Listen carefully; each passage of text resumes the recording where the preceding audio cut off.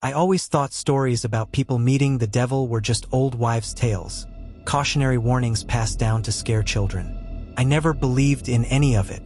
That is, until the day I met him at the bus stop. It was an unusually cold autumn morning, the kind where the chill clung to your bones and turned your breath into misty clouds.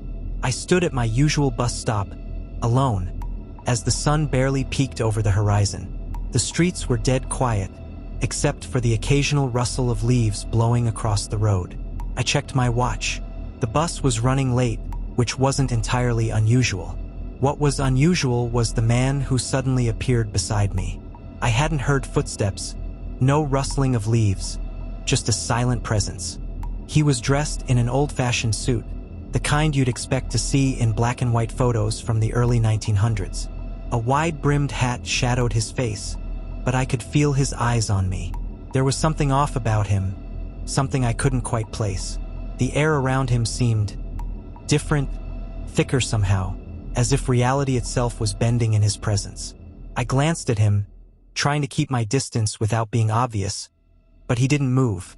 He just stood there, unnervingly still, too still for any normal person. "You waiting for the bus?"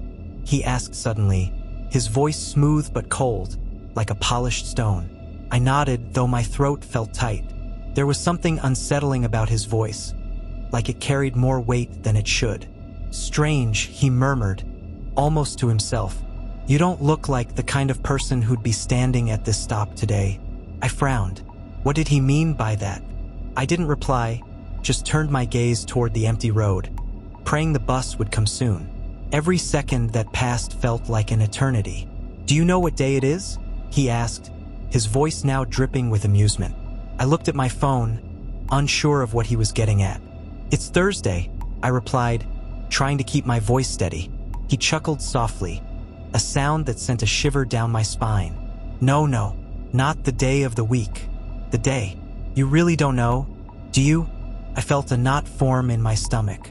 "I don't know what you're talking about," I said, forcing myself to meet his gaze. His eyes, those eyes, were unlike anything I had ever seen. They were completely black, like voids where his soul should have been. There was no light, no reflection, just darkness. "You've been marked for this day," he whispered, his voice low and menacing. "People like you never expect it. They go about their lives thinking everything's fine, that they're in control. But today is your reckoning." I took a step back, my heart racing. I tried to reason with myself, to chalk it up to some crazy stranger messing with me. But deep down, I knew something was very, very wrong. The world felt different around him, like the ground beneath my feet was no longer solid. The bus finally appeared in the distance, its headlights cutting through the early morning mist. Relief washed over me as it approached, but as I turned to step toward the curb, the man blocked my path. "You're not getting on that bus," he said, his smile growing wider, revealing unnaturally sharp teeth. I froze. Panic gripped me, my instincts screaming at me to run, but my legs wouldn't move. I felt trapped, like prey staring into the eyes of a predator. The bus screeched to a stop, and the doors opened with a hiss. The driver, an older man with a tired face, looked at me, then at the man standing beside me. His eyes widened in terror, and without a word, he slammed the doors shut and sped off, leaving me standing there, alone with him. My breath came in shallow gasps as I turned back to the man, who was now grinning from ear to ear. "They always leave when they see me," he said, his voice full of satisfaction. "You can't escape, you know. You were chosen. This is your moment."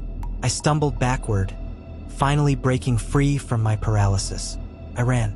I didn't care where I was going, anywhere but there. My feet pounded the pavement, and my lungs burned, but the terror driving me was stronger than the pain. I glanced over my shoulder, half expecting him to be right behind me, but the street was empty. He was gone.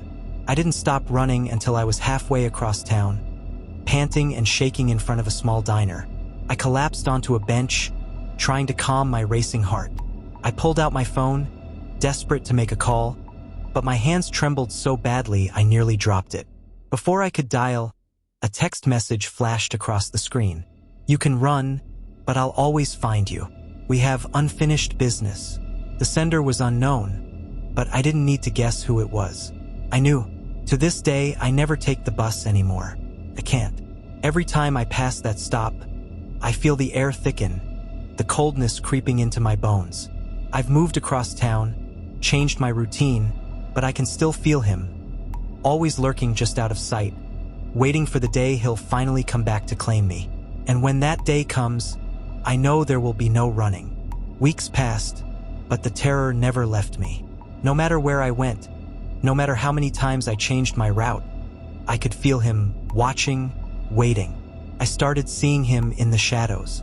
At first, it was just a glimpse, the flicker of a figure in the corner of my eye, always gone when I turned to look. But soon, he became bolder. I'd catch his reflection in store windows, standing across the street, staring at me with those same black, empty eyes. My nights became sleepless, plagued by dreams where I was back at that bus stop, unable to move, while he whispered in my ear about my fate. I became obsessed with the idea of figuring out who or what he was. I scoured old books, folklore, even contacted people who claimed to have had similar experiences. Some said it was the devil himself, others believed it was a demon, feeding off fear and despair. But one story stuck with me, a tale of a man who met a stranger at a crossroads, and how that encounter sealed his fate.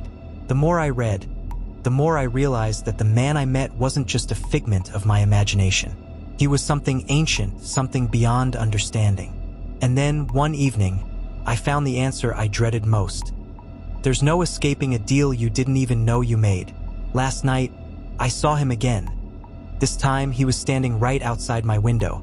No more shadows, no more glimpses. He was there, clear as day, his face twisted into that same grin. His voice echoed in my head, louder than ever before. It's time. The weight of those words pressed down on me like 1,000 bricks. I know now that I can't outrun him anymore. There's no more denying what's coming. The devil, or whatever he is, will have his due, and I am powerless to stop it. Today, I'm writing this down, just in case I don't make it through the night. If anyone finds this, know that he's real. And when your time comes, there's nothing you can do. The day I met the devil wasn't just a random encounter. It was a warning. A mark had been placed on me, and I had been too blind to see it. Now, as I sit here, waiting for the inevitable knock at my door, I realize the truth. I wasn't just unlucky that day at the bus stop. I had been chosen.